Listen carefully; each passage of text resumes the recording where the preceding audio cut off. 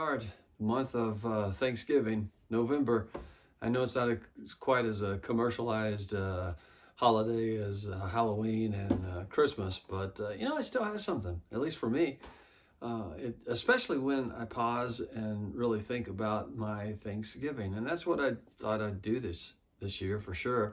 Is to say, what does it look like coming out of all the years that we've come through and so forth? Do I have to find myself doing more whining or complaining or, just grumbling instead of focusing on that Thanksgiving? Thanks.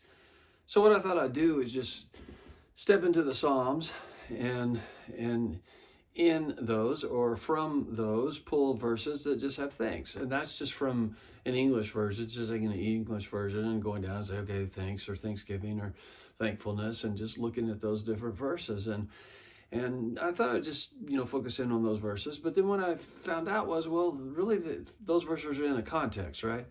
And so when you look at the context, you always think, when I think of Thanksgiving, I think, okay, good things are happening. I need to look for those good things and all that. But when you look at those in the context, it's not always that way. As a matter of fact, sometimes, there's just not a lot going on good.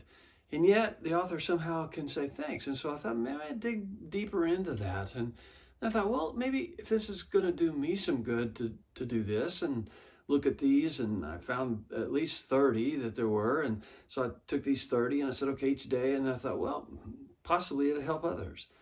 Verse today is not actually from the Psalter, from the book of Psalms that's in the Hebrews, but it's one of the authors that we accredit almost all the Psalms to being from, and that is David. This comes from the Chronicle of the Kings. In 1 Chronicles 16, verse 8, okay, and what I did with these, I paraphrased all these to try to get them into my brain and context. And so when we look at this verse and we talk about call upon the Lord with thanksgiving and let his great deeds be known. I thought, well, that is a great place to start. And in the context, what's happening is David is bringing the Ark of the Covenant back to Jerusalem. And there's a big party going on. You can go to Samuel, 2 Samuel, and look at that if you want. But all that David is doing is trying to get the covenant. And for them, the covenant represented the presence of God. The presence of God. They didn't have the temple yet.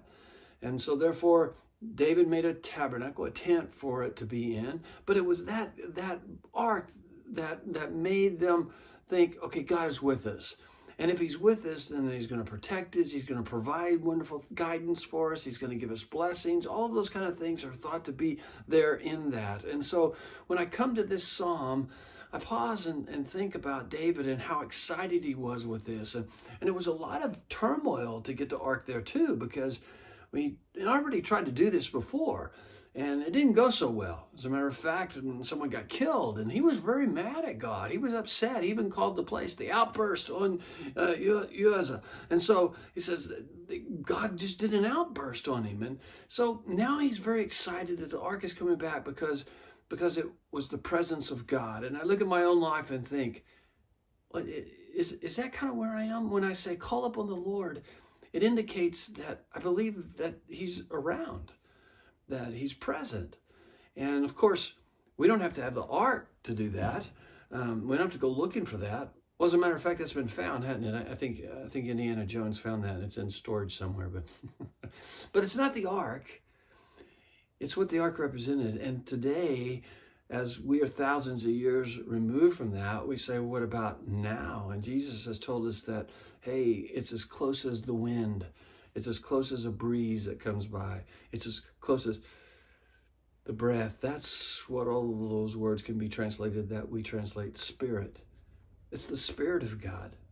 And so when I think about Thanksgiving, I say, well, am I even aware that the presence of God is with me? And does it bring joy at Thanksgiving? I have to ask myself that.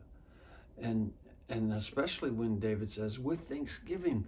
Why thanksgiving? Because he believed that this God could do great deeds and had done great deeds, not just in his life, but through history. So I just have to pause and say, do I get focused on all the crud? Or can I see maybe possibly the good deeds? Am I willing to call upon him? with thanksgiving.